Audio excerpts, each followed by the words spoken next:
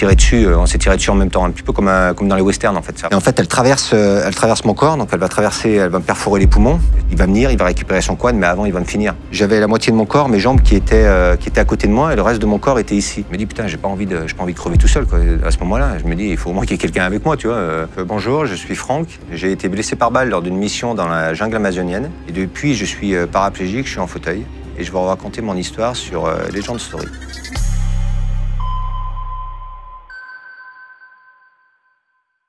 Avant ma blessure, j'étais gendarme au GI2G, c'est le groupe d'intervention de la gendarmerie de Guyane, qui maintenant est une antenne GIGN à Cayenne. Notre rôle principal, c'était de lutter contre l'orpaillage illégal. C'est des chercheurs d'or qui viennent piller le sol français, ce qu'on appelle les garimpeiros. Garimpeiros, c'est les prospecteurs en brésilien. Et eux, en fait, ils viennent du Brésil principalement et un peu du Suriname. Et ils viennent extraire l'or de façon légale au milieu de la jungle. Donc nous, nos principales missions, c'était d'appréhender, de détruire ces sites en appui avec les militaires. Et également de faire des missions spécifiques à mon unité, des missions d'infiltration, principalement la nuit, pour appréhender ces différents criminels. La Guyane, la spécificité de la Guyane, c'est que c'est un territoire français en Amérique du Sud. Donc là, en ce moment, on parle beaucoup de mexicanisation dans les banlieues, Marseille et autres. Nous, c'était notre quotidien, en fait, parce que les bandes armées, les gangs, c'est des gangs ultra violents. Et ils viennent, en fait, ils prennent possession des sites d'orpaillage illégal en forêt. Ils tuent, ils abattent, et souvent même des tortures au niveau des patrons des sites. Ils gèrent les réseaux de prostitution, les réseaux de drogue, parce qu'il y a énormément de prostitution et de drogue en forêt. Nous, notre rôle, justement, c'était d'appréhender ces criminels. Et ces villages, c'est un peu, pour ceux qui ont vu la série Narcos, c'est organisé un petit peu pareil. C'est vraiment des villages ou des zones vie. Parsemés au milieu de cette jungle, on va trouver ce qu'on appelle des corotels. C'est vraiment des endroits où tous les flux logistiques arrivent. Donc souvent c'est près des cours d'eau. Ils sont approvisionnés la plupart du temps du Suriname. Et là on va retrouver toute la logistique, donc le carburant, la nourriture, tout ce qu'il faut pour vivre, tout le matériel nécessaire à leur paillage. Et également il va y avoir tout ce qui est proxénétisme. Toutes les filles sont ici. Donc le week-end, ils font la fête, ils font des bingos pour gagner. Des moments c'est pour gagner de l'or, des moments c'est pour gagner un quad. Voilà. Et c'est là où sont principalement implantés les chefs de gang ou les patrons des sites. 70% du gain est pour le patron, parce que le patron il va payer la marchandise, il va payer le carburant, il va payer les moteurs, il va tout payer. Et 30%, il se les partage entre garimpeiros, entre travailleurs. Donc ça va pas chercher très loin. Les garimpeiros, ils gagnent pas énormément d'argent. Et après, ils redépensent quasiment tout sur tout le week-end, parce que sur les sites, tout est très cher. 1 gramme d'or, à l'heure actuelle, c'est 80 €. Donc les garimpeiros, ils gagnent pas énormément d'argent. Par contre, les patrons, eux, ils gagnent un peu plus. Donc les bandes organisées, enfin les bandes criminelles, eux, ils viennent, ils tuent les patrons. Donc en plus, ça va faire une sorte de terreur sur place, parce que forcément, ils les tuent, ils les abattent la plupart du temps comme des chiens. Hein. Et c'est des bandes qui sont très jeunes, c'est des gens qui ont une vingtaine d'années maximum. Et du coup, après, les garimpeiros travaillent pour eux, ils gardent l'or, et ça va servir après à alimenter leur gang. Quand on travaille avec les militaires, on arrive en hélico pour détruire les zones de travail. Mais quand ils entendent des hélicos, forcément, ça les alerte. Et les principaux criminels, ils partent en pirogue, en quad, et ils prennent la fuite. Donc quand on arrive sur site, ils sont plus là. Donc on va tomber sur les garimpeiros, les travailleurs. On va pouvoir détruire les sites, donc mettre un coup d'arrêt. Mais les criminels, on peut pas les appréhender à ce moment-là. Donc nous, avec mon unité, ce qu'on faisait, l'hélico nous posait à plusieurs kilomètres. On considère qu'à 8 kilomètres à peu près l'hélico est plus détectable. Donc les hélicos nous posaient, ils frôlaient, on était vraiment en vol tactique, hein, ils nous posaient au-dessus des arbres. On descendait la plupart du temps en corde lisse pour vraiment qu'ils nous posent, ou en rappel, pour vraiment qu'ils nous posent au milieu de la jungle sans forcément trouver une zone dégagée. Parce que au milieu de la jungle, il n'y a pas de zone déboisée, en fait. C'est à part les zones d'orpaillage, justement, qui sont déforestées. Sinon, c'est très dur que les hélicos puissent poser. Donc, ils nous posaient en corde lisse ou en rappel directement. Et là, quand c'était la journée, on se faisait oublier toute la journée. Et ensuite, on s'infiltrait la nuit pour pouvoir justement arriver sur ces sites et appréhender un mode discrétion les différents criminels qui nous intéressaient. Voilà. Donc, c'était des modes un peu furtifs.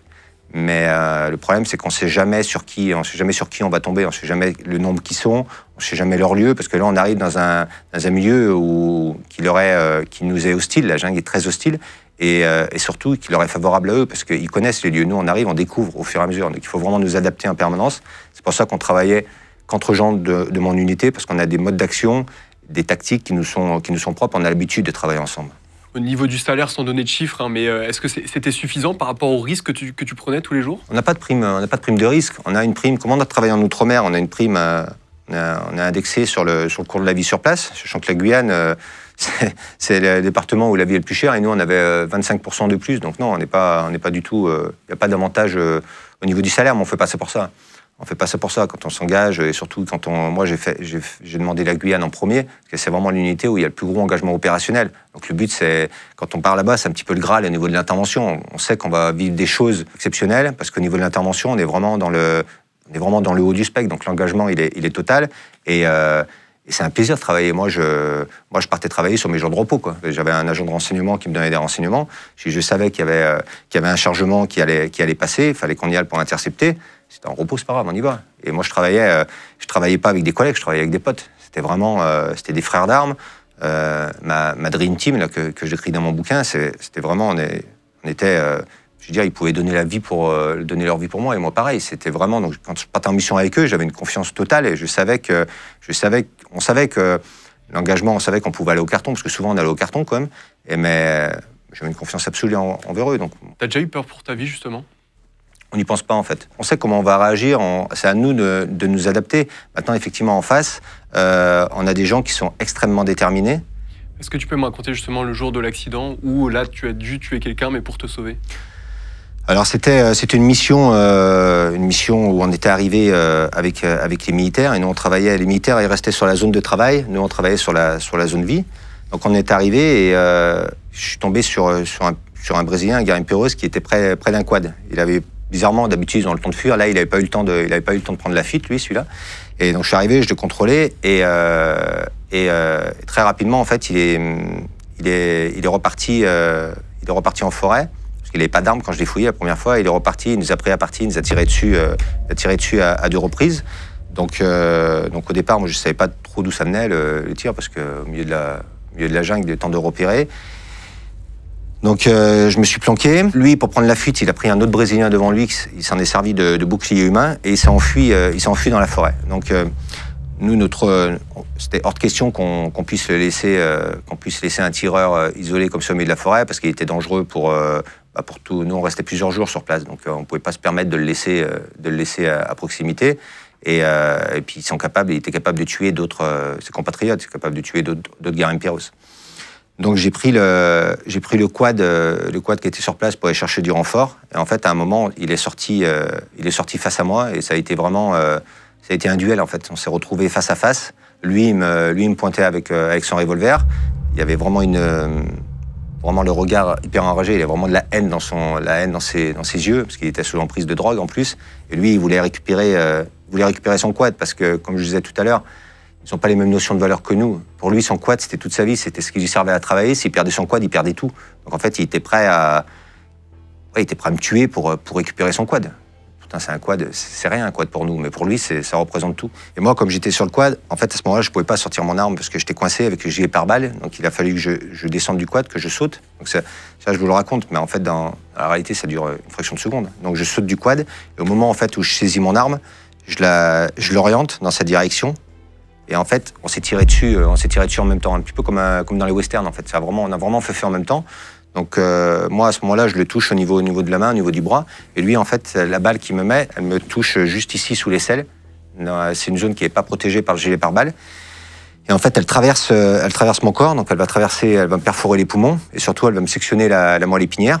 Donc là, je vais m'écrouler immédiatement au sol, parce qu'il n'y a plus d'informations qui arrivent aux jambes, donc vraiment je m'écroule et je tombe immédiatement au sol. Et là, à ce moment-là, en fait, je pense pas à la blessure.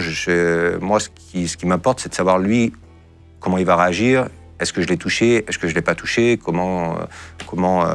Voilà, essayer d'analyser la situation. Et à ce moment-là, je me focalise sur son revolver en fait.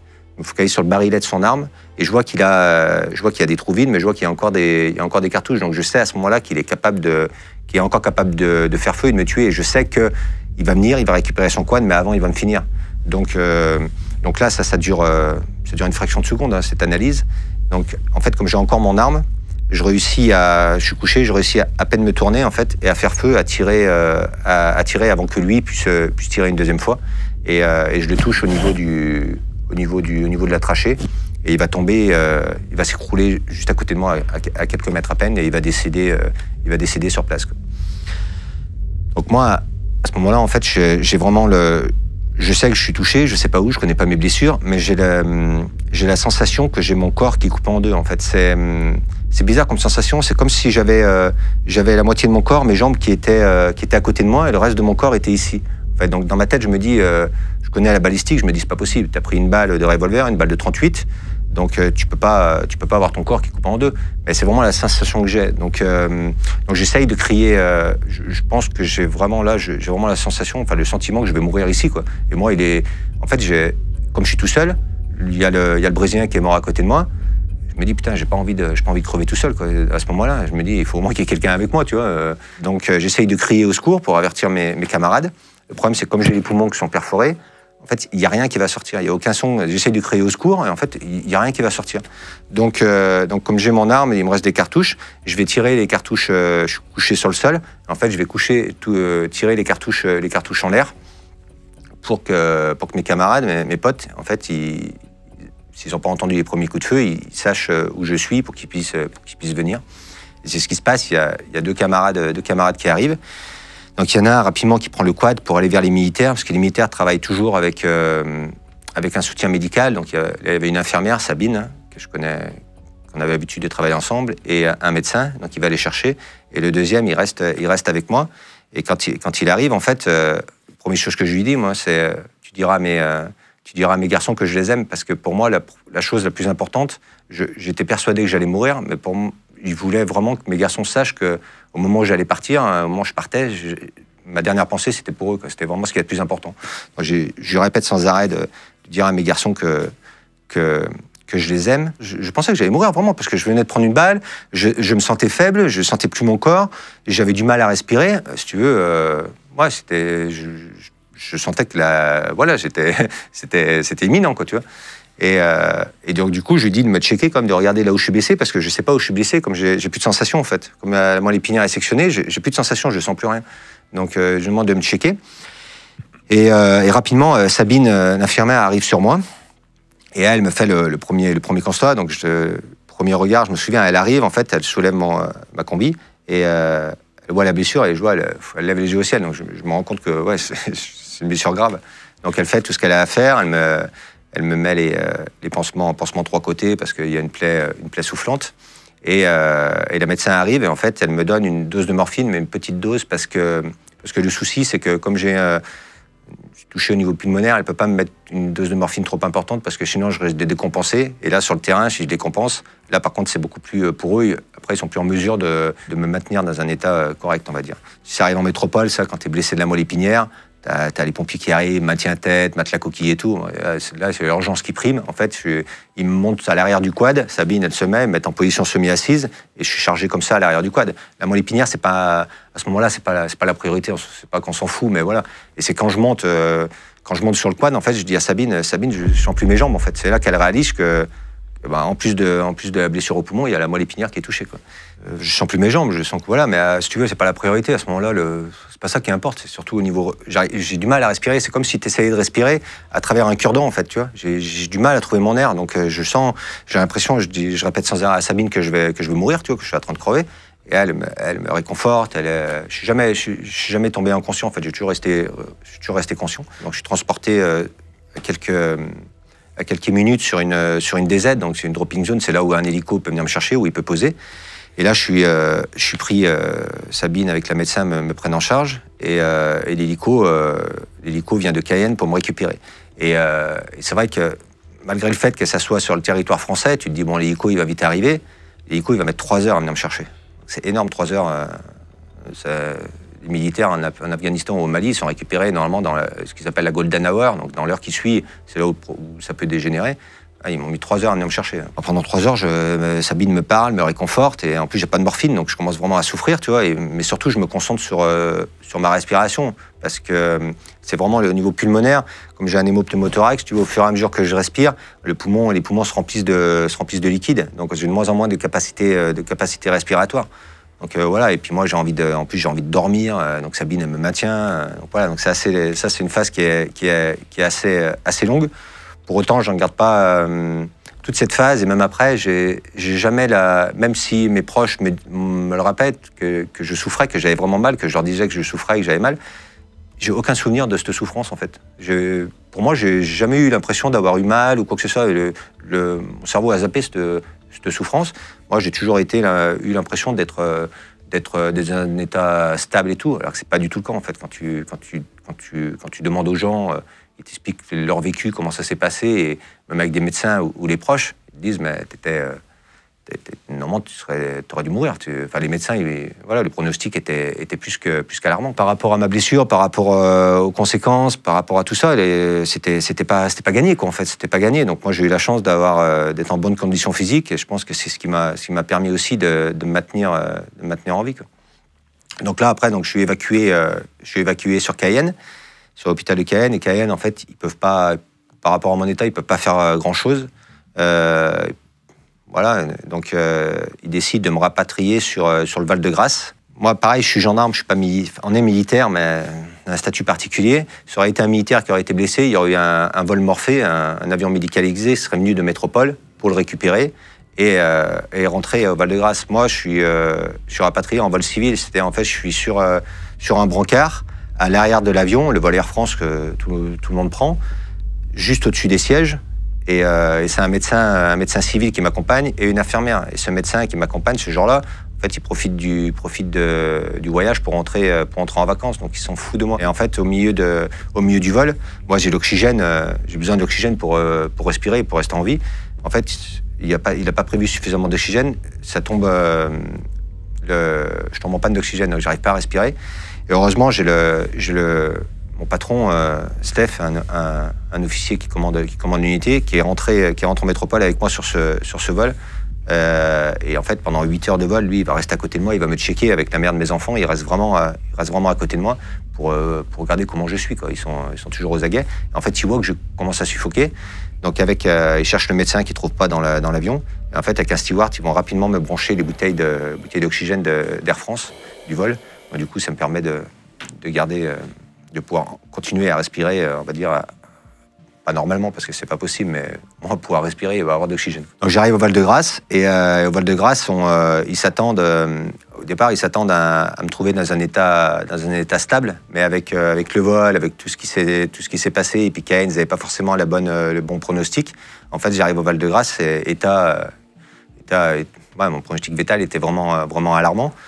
Donc, il y a la mère de mes enfants qui était rentrée avec moi. Il y a mes parents également qui sont revenus, qui ont été appelés, qui m'attendent au Val-de-Grâce. Et là, les médecins, moi, ça, c'est un moment, une période que j'ai pas vécue, que je me rappelle pas, j'ai pas vécu, mais ils me le racontent. En fait, les médecins les ont convoqués dans un bureau en leur disant on va l'opérer, parce qu'il fallait m'opérer, parce que la moelle épinière étant sectionnée assez haute, il y avait un hématome qui se formait, et en fait, je pouvais me retrouver tétraplégique. Et il fallait également, au niveau des poumons, il y avait des choses à faire au niveau médical. Tétraplégique, c'est tous les ouais, c'est les jambes, tout, les jambes, les bras, tout. En fait, c'est vraiment un fauteuil ne peut plus bouger. Ils les font venir dans le bureau et ils leur disent de venir me dire adieu parce que par rapport à mon état, il y a quand même une grosse probabilité de chance que je me réveille pas. Et à ce moment-là, il y a toutes les autres autorités de la gendarmerie également qui sont là. Et quand c'est arrivé, en fait, ils s'attendent à devoir prendre en charge 3 orphelins et une veuve. Et moi, il y a vraiment une grosse cohésion qui a été faite au niveau de la gendarmerie. La gendarmerie, c'est une force humaine, mais c'est une grande famille. Et moi, ils m'ont vraiment entouré du début à la fin. Et j'ai vraiment eu une prise en charge. Il y a vraiment eu un esprit de famille. En plus, avec mon unité, nous, on était des potes, des frères. Donc, il y a aussi toute cette cohésion qui a fait que ma blessure, on a vraiment été super bien entourés. Là-dessus, ça a été ce qui aussi nous permis de se reconstruire. Et c'est une force quand tu te sens entouré, quand tu sens qu'il y a des gens autour de toi, c'est beaucoup plus facile de se reconstruire. Je le sentais, je savais que j'étais tétraplégique. C'est pour ça qu'ils m'ont opéré en urgence au Val-de-Grâce, parce qu'en fait, je leur disais, ça me grattait sous les aisselles, en fait. C'est comme si ça me grattait, et quand je touchais, je ne sentais pas, en fait. Je commençais à perdre de la sensation sous les aisselles. Donc, l'hématome, il était en train de monter, et le risque de tétraplégie était vraiment là. Et moi, à cette époque-là, j'étais paraplégique. Je ne connaissais pas le handicap. Pour moi, il y avait autour de moi, il n'y avait personne en fauteuil, personne de paraplégique. Je ne connaissais pas du tout le handicap, mais je savais que voilà, les jambes, je sentais que je ne sentais plus mes jambes. Voilà. Moi, comme je m'étais vu mort, la paraplégie, c'était un moindre mal, j'ai envie de dire. Par contre, tétraplégique, pour moi, c'était vraiment quelqu'un qui était dépendant. Et c'était hors de question. Pour moi, c'était inconcevable. Moi, j'étais j'étais super sportif, d'une unité d'intervention. Dépendre de quelqu'un, je ne pouvais pas. Donc, j'avais dit à la mère de mes enfants, si vraiment je suis tétraplégique, il faudra que tu m'aides à partir, parce que je ne pouvais pas. Dans mon conscience, c'était pas possible. Donc, finalement, ils ont réussi à stabiliser l'hématome, et voilà, je suis seulement paraplégique, on va dire. Pour beaucoup de gens, ça pourrait être le drame d'une vie. Effectivement, c'est un drame. Maintenant, j'ai envie de dire, je suis encore là. Les enfants, mes garçons, ils ont encore leur père, alors que c'était pas gagné. Donc pour moi, j'ai pris ça, en fait, la paraplégie, le handicap, j'ai pris ça comme un nouveau défi. En fait, pour moi, j'ai toujours fonctionné un peu par challenge, par compétition. Je suis un compétiteur, donc c'est un peu dans certains moments, c'est un peu un problème, on va dire, mais j'ai pris ça vraiment comme un challenge. Et quand je suis arrivé, quand j'ai fini la réanimation, la neurochir, je suis arrivé en centre de rééducation à l'hôpital de Percy. Et au début, on m'avait dit il faut entre 6 mois et 1 an à peu près de rééducation pour un paraplégique, parce qu'il y a beaucoup de choses à apprendre. Moi, au départ, quand ils m'ont dit vous partez en rééducation, moi, j'avais une paraplégie. En plus, c'était une paraplégie complète. Donc, je savais que j'avais aucune chance de récupérer, comparé à certains où ils ont l'espoir de ressentir, de remarcher au bout de quelques semaines parce que l'hématome se dissipe. Moi, la moelle épinière, elle est broyée. Le médecin m'a dit que c'était de la charpie. Donc, j'avais aucune chance de récupérer. Donc, partir en rééducation, pourquoi ? Je ne vais pas remarcher. En fait, c'est plus compliqué que ça. Et ça, on l'apprend au fur et à mesure. Paraplégie, c'est pas seulement les jambes. Il y a plein de choses qui ne fonctionnent pas, et ça, par contre, il faudra apprendre à vivre avec. Ça sert à ça, la rééducation. Il y a le fauteuil, il y a tout ce qui est apprendre son corps, en fait. Apprendre son corps. Et moi, c'est ce que le médecin m'avait dit. Il m'a dit, t'as 33 ans, faut que tu fasses le deuil de ta vie, en fait. Faut que tu apprennes une nouvelle vie. Maintenant, c'était Alex qui m'avait dit ça à Cayenne, quand elle m'avait pris en charge. Et effectivement, c'est ça. J'avais que 33 ans. Il faut réussir à faire le deuil d'une vie, de la personne qu'on était avant, et c'est une nouvelle personne qui se construit. Alors après, on garde toutes nos notions de notre personnalité, nos notions de valeur et tout. Maintenant, il y a des choses qu'on ne peut plus faire, et il ne faut pas le voir comme des choses qu'on ne peut plus faire. On les fait autrement, simplement. Voilà, c'est comme ça, parce que sinon on n'avance pas, et puis ça ne sert à rien de toute façon. Ça ne sert à rien de se projeter. Souvent, moi j'entends, il y a beaucoup de gens, on vit dans une société maintenant où on ne supporte plus la douleur, malheureusement. Et il y a beaucoup moins de rusticité, les gens se plaignent sans arrêt. Et le fait de se plaindre, en fait, tu te rends la vie plus compliquée. Donc ça sert à rien. Avance, et puis voilà, tu peux pas faire des choses, tu les fais autremment, mais tu vas réussir à les faire. C'est ça qui est important. La rééducation, au début, on me disait, il faut 6 mois à 1 an. J'avais demandé une infirmière, il y a quelqu'un qui a fait moins. Elle m'avait dit, ouais, on a un patient qui est resté 5 mois, mais bon, voilà, quoi. Et dans ma tête, je me suis dit, ok, il a fait 5 mois, je vais faire moins. Et moi, j'ai fait 2 mois et demi de rééduc. Donc je suis sorti super vite. Après, j'ai eu la chance que la gendarmerie ait pu m'équiper un logement rapidement aussi. Ça a contribué, bien sûr, à ce que je sorte rapidement. Mais voilà. Quand tu deviens paraplégique, tu perds instantanément toute sensation dans les jambes, ou tu as encore des fois des sensations qui reviennent? Tu as encore des spasmes, des choses comme ça? Alors, on a forcément des spasmes dans les jambes, des signaux électriques faussés, on va dire. C'est pas le cerveau qui peut envoyer l'information aux jambes, mais ça tourne, le signal électrique tourne un peu en boucle. Donc on a des choses, mais c'est des choses qu'on sent pas, en fait. Donc voilà, moi j'ai la jambe qui tremble, c'est tout. Ça, c'est pas grave. Par contre, il y a des douleurs, un peu comme tout le monde connaît les douleurs fantômes des amputés. Nous, paraplégiques, c'est les blessés médulaires, parce que quand on est blessé la moelle épinière, on appelle ça des blessés médulaires. Et on a ces douleurs, donc ça peut se caractériser de différentes façons. Ça peut être des picotements, ça peut être des sensations de brûlure, des charges électriques. Mais en fait, c'est quelque chose qui est faussé. Et moi, j'avais ça au début, j'en avais, au fur et à mesure, ça s'est installé. Et en fait, je suis parti du principe que je ne pouvais pas les sentir. Comme je ne sentais pas mes jambes et tout, cette douleur, en fait, elle était là, mais elle ne devait pas exister, en fait. Donc, je me suis dit, tu la mets dans un coin de ta tête, tu fermes le placard, et puis tu fermes la porte, et puis après, c'est fini, quoi. Et effectivement, maintenant, quand ça arrive, j'ai des sensations bizarres, en fait, alors que je me dis, attends, c'est bon, vas-y, là, tu n'es pas censé les sentir, donc c'est bon, on passe à autre chose. Et en fait, effectivement, ton inconscient, c'est comme un petit peu comme si tu les mettais de côté, tu les oubliais, et puis après, voilà, elles sont là, mais tu les oublies, quoi. Dans ton livre, tu parles aussi de sexualité. Est-ce que tu as dû aussi réapprendre à avoir une sexualité différente? Ouais, tout à fait. Après, la vie intime, la vie est différente, c'est sûr. Maintenant, c'est ce que je dis, la vie est différente, mais elle est pas moins belle.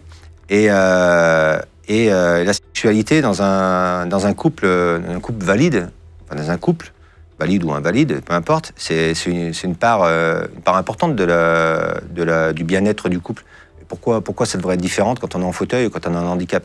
Donc voilà, simplement les choses sont différentes.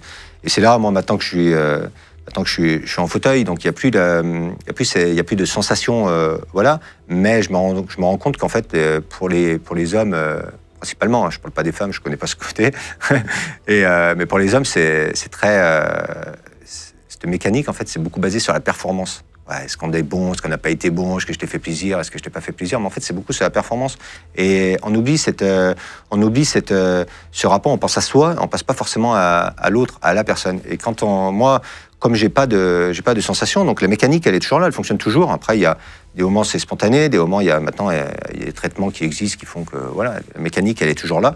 C'est pas un souci, mais effectivement il y a pas de j'ai pas de sensation, donc le plaisir il passe pas par là. Moi, mon plaisir il passe par le plaisir de l'autre, de ma partenaire en fait. C'est ça qui est important. Donc il y a beaucoup plus de sensualité, beaucoup plus d'échanges, et c'est ça qui est important. Donc il faut trouver la personne avec qui s'entendre. Mais c'est un peu comme un couple valide. Il y a des gens, vraiment, tu t'entends bien avec une personne et puis une autre personne, voilà, ça matche pas, c'est comme ça. Il faut trouver la bonne personne. Moi, j'ai eu la chance de rencontrer ma future femme. Voilà, ça a matché de ce côté-là. Et pour elle, le fauteuil, ça n'a jamais été un sujet, en fait. Dès notre rencontre, ce que j'explique dans mon livre, notre rencontre, c'est quelque chose qui est un petit peu marrant, parce que souvent, les gens, la première chose quand ils me voient, ils me disent pourquoi tu es en fauteuil? Donc souvent, moi, rapidement, je vois si la personne, c'est de la curiosité ou pas. Ça m'arrive régulièrement de dire que j'ai eu un accident de moto, quoi. Sur moi, ça passe à autre chose, et puis voilà. Et les gens ont besoin de savoir. Et elle, en fait, quand on s'est rencontrés, elle n'a jamais voulu savoir, quoi. Ça n'a jamais été un sujet pour elle, en fait, le fauteuil. Et donc voilà, elle a réappris, hein, elle n'avait jamais eu de partenaire en fauteuil. Donc voilà, mais c'est beaucoup plus... c'est peut-être moins sexuel, même si ça reste de la sexualité, c'est beaucoup plus sensuel, en fait. Et je pense que, voilà, il faut trouver du plaisir ailleurs, il faut trouver peut-être d'autres zones érogènes également, mais voilà, cet échange charnel est là. Quand j'ai eu ma blessure, je me suis reconstruit à travers le sport également. Donc le regard de mes enfants était très important, qui continuent de me voir comme ce papa actif, pas du tout comme un papa handicapé, sans rentrer dans le côté péjoratif, mais je voulais qu'ils gardent cette image de moi. Ils me voyaient partir en mission, en combinaison, armée, l'hélico qui venait me récupérer, c'était un peu un super-héros. Et j'ai toujours voulu qu'ils gardent cette image de moi. Ça a été très important pour me reconstruire. C'est ce qui m'a aidé à me reconstruire très vite. Voilà. Et le sport également, ça a pris une part importante de ma reconstruction. Et j'ai eu la chance en 2014 de pouvoir participer aux Invictus Games, qui est une compétition réservée aux blessés militaires. La première fois que j'y ai participé en 2014, en fait, avec l'équipe de France, on ne savait pas du tout à quoi s'attendre. C'était la première édition. C'était une compétition internationale. Et on ne connaissait pas du tout le niveau, on ne connaissait rien du tout. On venait juste de former l'équipe. 6 mois avant, on a formé l'équipe, on a fait quelques stages d'entraînement, mais c'est tout, quoi. J'avais repris le sport, donc je fais du vélo, du handbike, donc du vélo où je pédale avec les bras. Quand on est arrivé, je me souviens, les Américains, eux, ils avaient une équipe, ils avaient des coachs autour d'eux, ils avaient des médecins, ils avaient le matos, le dernier cric, vraiment le truc. Et putain, là, ça va être chaud, quoi. Et en fait, j'ai eu la chance de gagner mes 2 courses avec les 2 Américains derrière. Ça a été une belle bagarre. Et à ce moment-là, j'avais mon fils aîné qui m'avait accompagné. Et en fait, quand j'ai franchi la ligne d'arrivée, quand le prince Harry m'a remis la médaille d'or, j'ai vu la fierté dans ses yeux, mon fils. J'ai vraiment vu, il était voilà, un petit peu comme quand je partais en mission avant. Et en fait, je me suis dit à ce moment-là, bah, c'est bon, t'as réussi, la boucle est bouclée, t'as réussi ton challenge, quoi. Voilà, ils continuent de te voir comme ils te voyaient avant. Et ça, pour moi, c'était important. C'était vraiment important pour qu'ils aient conscience de... Alors, la résilience, maintenant, c'est un mot qui est employé à tort et à travers, mais c'est vraiment cette image-là de... Même si la vie, elle te fait des crasses, il faut avancer. Et puis voilà, tu vas trouver une astuce pour passer outre, quoi, c'est sûr. Après, c'est plus ou moins long. Il y a des contextes de vie qui font que c'est plus ou moins facile.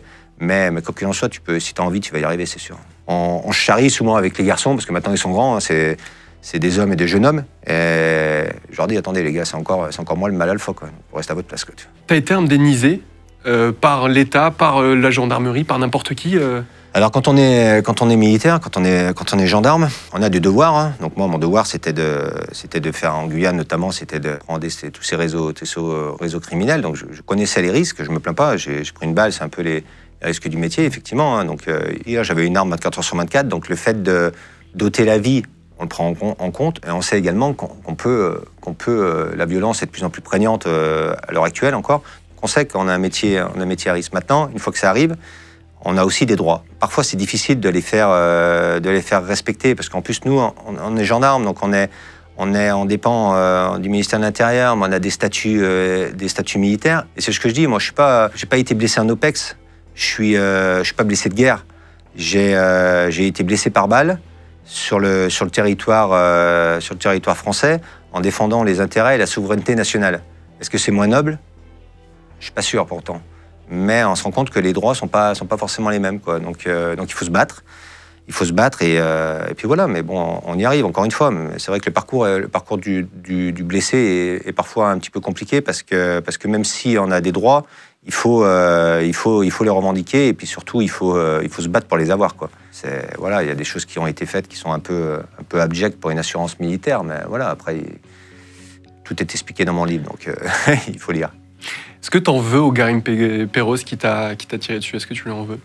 Alors pas du tout. En fait, moi, je ne suis pas quelqu'un de rancunier. Et puis encore une fois, la personne, ce Karim Perros qui m'a tiré dessus, lui, il n'avait pas du tout les mêmes, ce que je dis, il n'avait pas les mêmes notions de valeur que moi, les mêmes rapports à la vie. Donc c'est ce que j'écris dans mon livre. J'ai pas eu de chance de tomber sur lui. Et lui, il n'a pas eu de chance de tomber sur moi. Donc voilà, c'est comme ça. La scène, comment ça s'est passé, le jour où c'est passé, j'ai jamais essayé de la revivre, de la refaire et tout. Ça sert à rien, ça s'est passé. Voilà, j'ai fait ce que j'avais à faire, je pense. J'ai fait mon métier. Je suis tombé sur un individu, j'ai pas eu de chance, on va dire. Maintenant, tu peux la revivre tant que tu veux. Tu peux refaire le scénario tant de fois que tu veux. Ça change rien. De toute façon, c'est fait, c'est fait. Donc maintenant, tant que c'est fait, tu pars de ce constat et puis tu essayes d'avancer pour trouver des solutions et trouver de l'avant. Alors, il y a des moments, c'est pas toujours facile, hein. Je te dis pas qu'il y a des moments où tu as envie de baisser les bras, parce que surtout au début, tu te reconstruis, tu avances par phase. Mais voilà, si tu es bien épaulé, et puis surtout si tu te fixes des objectifs, moi, c'était vraiment le sport, et puis mes garçons, ça a vraiment été un soutien important. J'aurais pas eu mes garçons, je me serais certainement reconstruit moins vite, parce que j'aurais pas eu cet objectif, ce défi. Ce défi, voilà, exactement. J'aurais pas eu tout ça. Donc, ils gardent cette image de moi. Voilà, c'est important. Moi, je suis issu d'un milieu rural où alors il y a de l'amour, il y a de l'affection, mais c'est vrai qu'on s'épanche pas, en fait. On s'épanche pas, on parle pas. Moi, par exemple, à Percy, au début, quand je suis arrivé en rééducation, il y a toujours le suivi psy qui, voilà, c'est hyper important. Moi, la psy, elle venait me voir. Elle est venue me voir plusieurs fois. Et, chaque fois, je lui disais, écoutez, vous allez perdre votre temps, moi, je vais perdre le mien, ça sert à rien. Donc, j'avais pas ce besoin, j'avais pas cette envie. Après, les médecins, eux, c'est vrai que moi, je suis quelqu'un qui parle pas. Bon, là, je raconte mon histoire, donc c'est facile, mais je suis pas forcément quelqu'un qui parlait beaucoup. Les médecins avaient peur que je tombe en dépression, sur un post-traumatique, et ils avaient dit à la mère de mes enfants. Ouais, il a tendance à se refermer, il parle pas. Et elle leur avait dit, mais non, vous inquiétez pas, c'est normal. Il est comme ça, il parle pas, c'est normal. Et avec mon kiné, justement, ça matchait bien, parce que des moments, on pouvait rester 1 heure à faire des exercices et tout. Et voilà, moi, si j'ai rien à raconter, je vais pas parler pour rien dire. Et lui, c'était pareil, en fait. On est un peu rustre, on va dire. Mais voilà, c'est pas du tout qu'on est mal ou qu'il y a un mal-être. T'es toujours dans la gendarmerie aujourd'hui? Alors, la gendarmerie, j'ai arrêté en 2016. Donc, suite à ma blessure, la gendarmerie a vraiment eu la volonté de me garder, parce que j'avais plusieurs compétences, plusieurs formations, donc qui leur étaient utiles. Et puis comme j'avais été blessé en service, je suis tombé sur des chefs qui ont vraiment eu la volonté de me garder auprès d'eux, quoi. Je partais plus en mission, mais j'enseignais aux gens à partir en mission. J'enseignais l'intervention et le tir, notamment. Et c'est vrai qu'en 2016, j'avais envie de passer à autre chose. J'ai énormément investi dans le sport. Voilà, dans le sport, dans le handbike. Et après le Covid, j'ai suivi des formations pour être conférencier. Donc maintenant, je fais des conférences. J'essaye de faire, même si le milieu est assez concurrentiel, on va dire, il faut se faire connaître. mais j'essaye de faire des conférences en entreprise. Donc voilà, si jamais ça vous intéresse d'ailleurs, n'hésitez pas à m'appeler. Puis voilà, et puis là, avec le livre que j'ai écrit, c'était vraiment pour, à travers mon histoire, le but c'est de faire connaître ces missions en Guyane qui prennent quand même une grosse partie du livre, où vraiment j'explique les modes d'action, les tactiques, comment on fait pour appréhender ces criminels. Et les gens, ils sont vraiment plongés au milieu de mes missions. J'avais vraiment envie de faire connaître ces missions parce que c'est des missions qui sont méconnues, qui n'ont jamais été racontées. Donc le but, c'était vraiment de les mettre en lumière au travers de mon histoire. Donc bien sûr, il y a ma jeunesse, il y a après tout le parcours de reconstruction, comment on se reconstruit, les difficultés que j'ai été confronté. Et voilà, tout est raconté dans mon livre. Donc voilà, ce livre, on va le mettre en description pour 23 grammes d'or aux éditions Mareuil. Ouais. Et voilà, on met tout en description qui parle justement, qui retrace tout ce que tu as dit aujourd'hui plus précisément, avec d'autres anecdotes bien sûr. Exactement, il y a toute l'émission, plusieurs anecdotes, donc voilà, tout est dedans pour 23 grammes d'or. Merci beaucoup Franck. Merci.